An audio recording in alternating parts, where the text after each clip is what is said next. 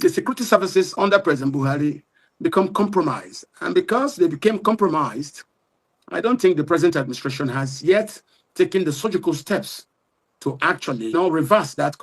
Know where these people who do this thing are. But somewhere, somehow, they have been compromised to look the other way when these things happen. The Fulanis are still holding sway across the north because we do not have free and fair elections. Once you have free and fair elections, they will go because they don't have numbers. That's the truth about democracy. Democracy is a numbers-based game. 2 years of Tinubu being in power, they're fighting to try to get rid of him. Maybe they can't accept other people being in power. It's not about Peter Obi. It's about the Fulani not accepting, since the British left, that other people should be part of it. Why? They had chances to control the military and they wrote a lot of decrees. Those decrees cannot survive in a numbers-based democracy because they don't have. You heard what indigenous people said in BENUE. Sisters will be standing there and terrorists will be wiping away villages. So exactly what they said in Jos yesterday too. That's what they said in Jos yesterday too. They said I am aware of that. Yes. And they called them, and they were just a few poles away. They have a base, a command base there. That's the Operation Safe Haven base there. But they could not. For 3 hours, that operation was going on. It's really because the Nigerian people have lost confidence in the security instrument. That's why the government is trying now to create state police. If these people are honest and available to their work, it's a different thing. So how come they've not arrested any of the Fulanis who are moving catches of weapons anywhere? No arrest, nothing.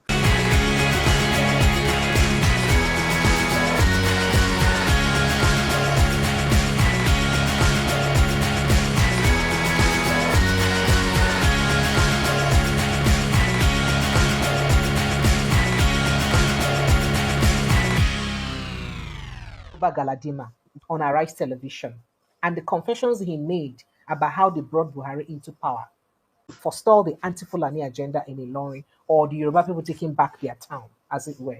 It shows that the North is focused in politics. What would you say the focus of the South is in politics? Settler colonialism. Oh, wow. And the fear of the Fulani that it could be rolled back. It has just been rolled back in Adamawa, where the governor removed a lot of indigenous populations that have been campaigning for the past 120 years from being under the Fulani Emirates. Very simple. The way it was done, so as to bring it in line with what also happened in the Bachama area, where the Hama Bachama is situated today as a traditional ruler of the indigenous people. The Batie, the Margi, the Lugana, and quite even including the Chamba, have now been removed from being under the control of the Fulani Lamido of Adamawa. That's what they were talking about.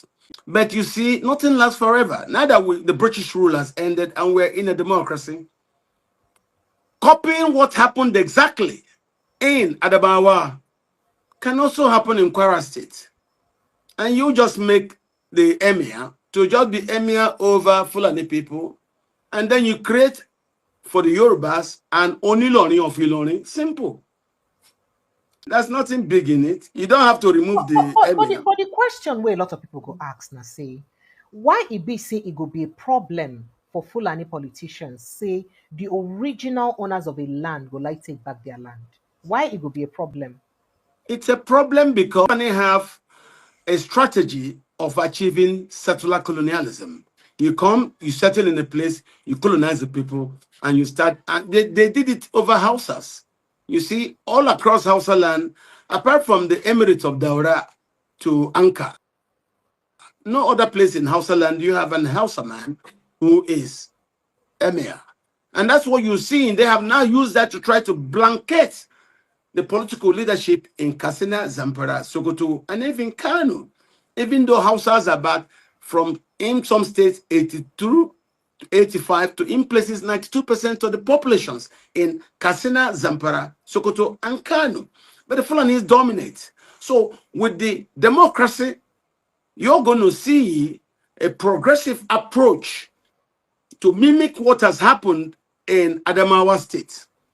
The governor, by the way, is Marigi, and this has been on for 520. So that all the Batie, the Laguna, people like the Chamba, Atiku's people, they will now move out and then own their own private chiefdoms. They don't have to be under the Fulani's rule. It can happen everywhere. So this is democracy. But for it to happen, you need to have, like in Adamawa, an indigenous person who is governor. He will not use the executive powers of the governor because the governors have total powers over the chieftaincy institutions of the state.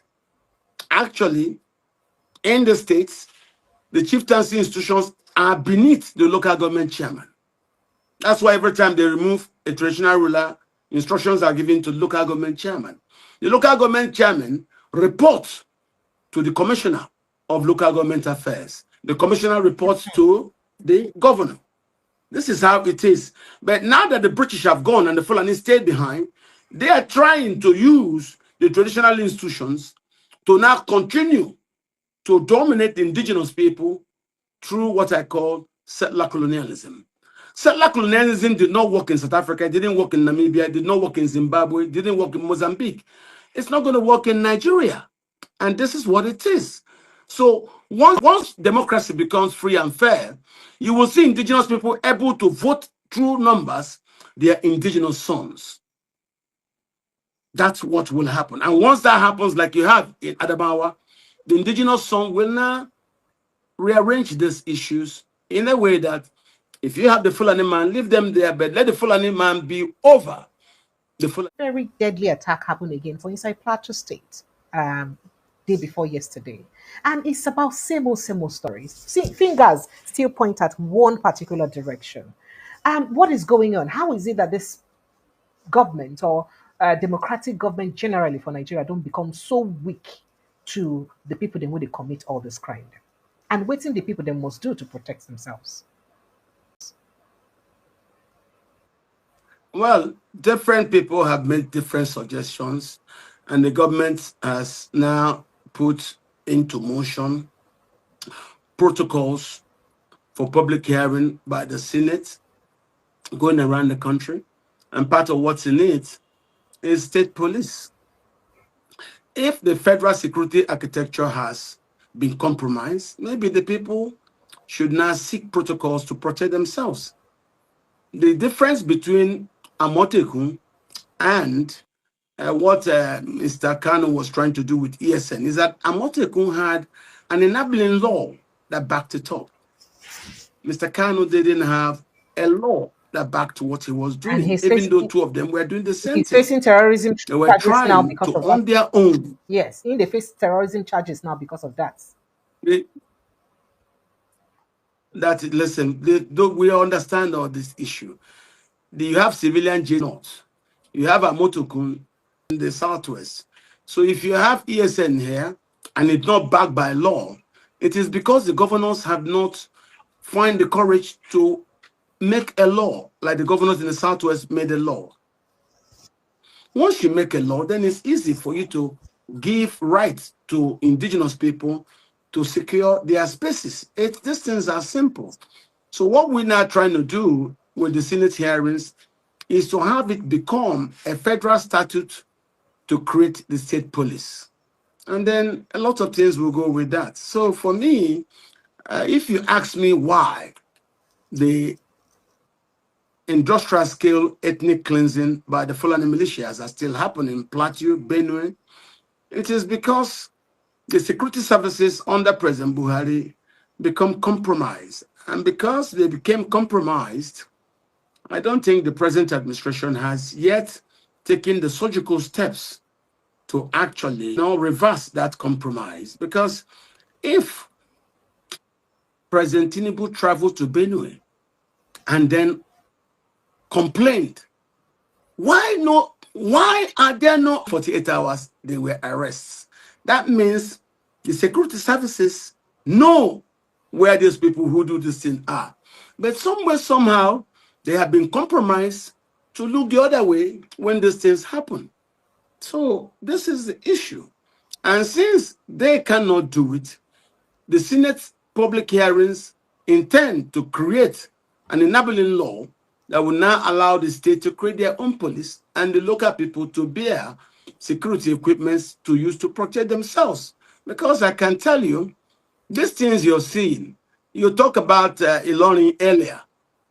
What if they want to use force to also achieve that settler colonialism?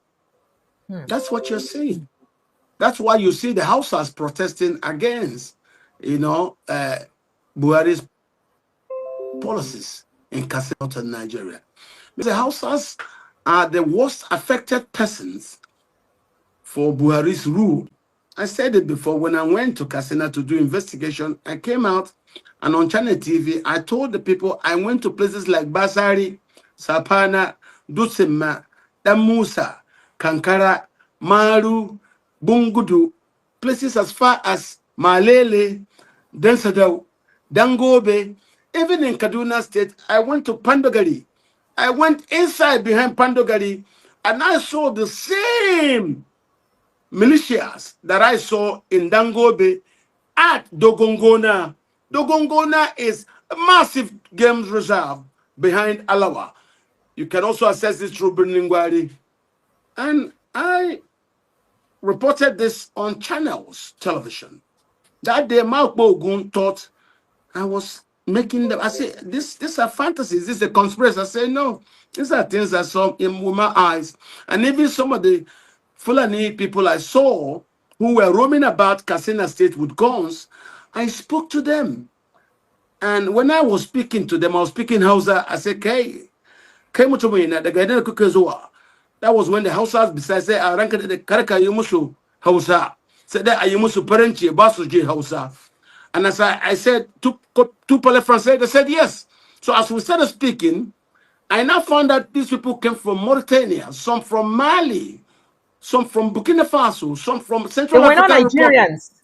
No, they're not Nigerian. Most of them speak Bambara and French. Is that so? As Sorry, I sir. said this, Is that why once upon a time Nnamdi Kanu had challenged Buhari then that if he knows it's the same Buhari, he should come out publicly and speak Fulfulde and not any other language? but Buhari doesn't need to speak Fulfulde because Buhari ethnically is Tuareg. Buhari ethnically is Tuareg. Buhari was born under the Daura Emirate. The Daura Emirate stretches from Daura in Nigeria, goes through Maradi in Niger, goes through Tahua in Niger, and stops at Agadez on the Niger-Libyan border. That is the Daura Emirate. It's the same thing with the Adamawa Emirate. It stretches from Nigeria into Cameroon. You had when the Lamido Adamawa said during the national conference that if they won't agree, he can go back to his Cameroon people who are still there with him. So a lot of these emirates shoot themselves beyond borders of different countries. These emirates existed before the creation of Nigeria, and they have continued to stay. And see, if you go to that where this place I'm talking, the Tuaregs are about 11% of the population of Niger. The Hausas are actually about 54%, 53% of Niger Republic. Okay, they have Fulani is about 6%, and there you have the Kanuri is about 5.6%. They're about the Shua about 0.4%. Hausas are the largest. Hausas are the largest in northern Nigeria. They're also the largest in Niger, but they don't have no powers. They don't have no powers, and that's why I said under Buhari's rule, Hausas get somebody elected in places like Katsina. It is the Fulanis that still dominate them. So now that the democracy has become an issue of vote, if we sustain the implementation of the authentic biometric authentication of voters before they vote, then of course What that means is that with time, if we have free and fair election, everything will change. The Fulanis are still holding sway across the north because we do not have free and fair elections. Once you have free and fair elections, they will go because they don't have numbers. That's the truth about democracy. Democracy is a numbers-based game. So I understand the Fulani fighting tooth and nail to try to stop the progression of a new society in Nigeria. But I know nothing good comes easily. So let us continue to do what we're doing.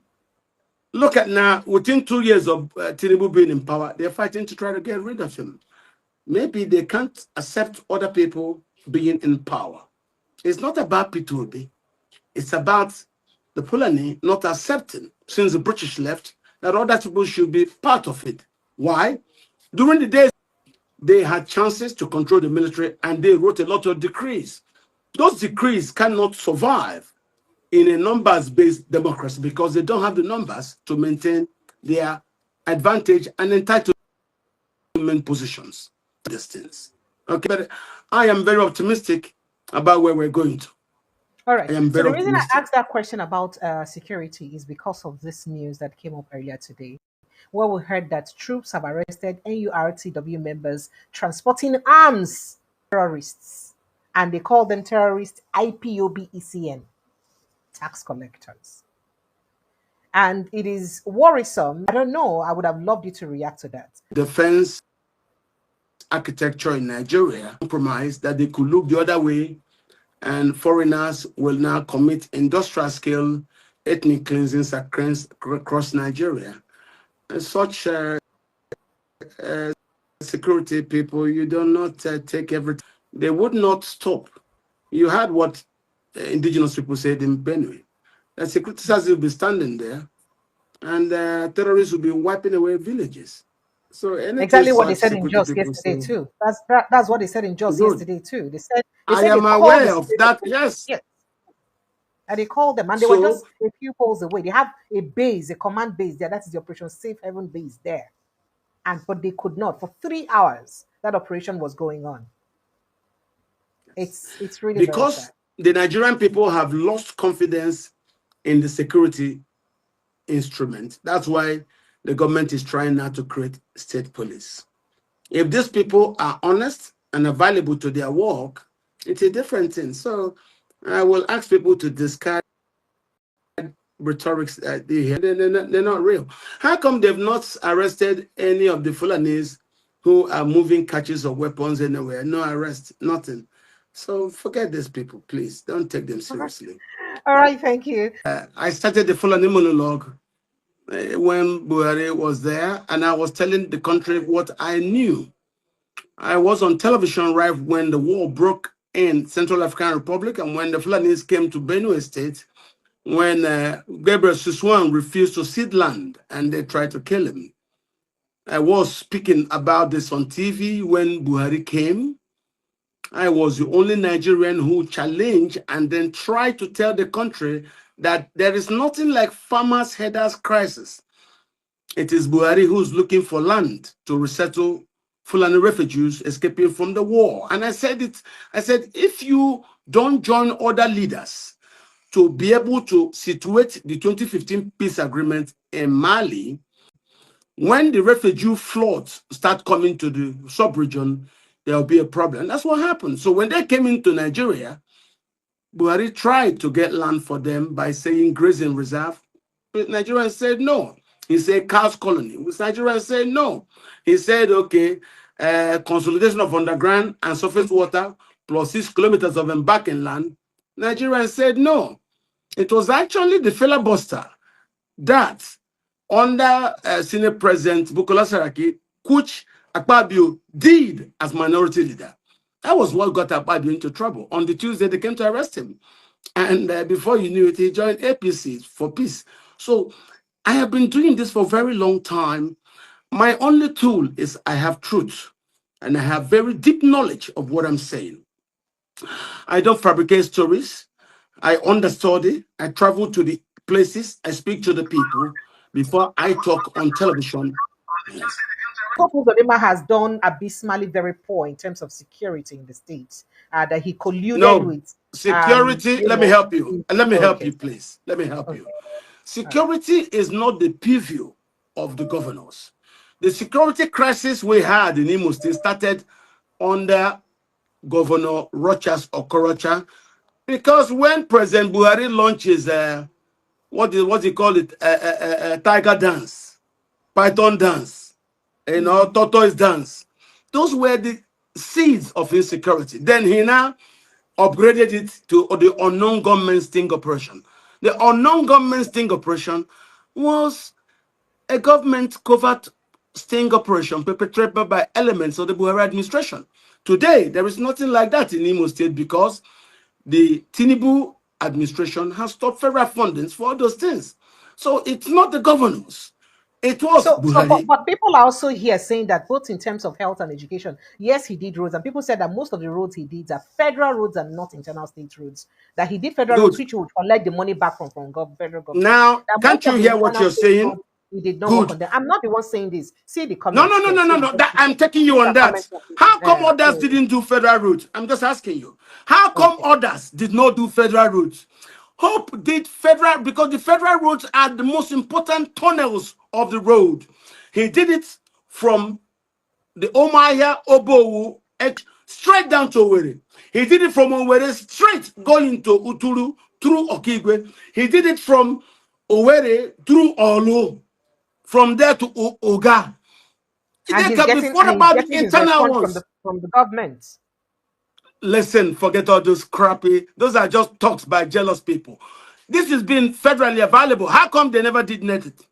If Okay. what they okay, give it to And them, it is true. how about his involvement with the Bubago, or there's also an involvement of something I heard about the Asari Dokubo led security outfit or something. No, no, And no, no. That has there nothing were to do with rumors any of about the that. governors. Okay, there were rumors about that. Asari Dokubo ran a program where they were working under Bichi.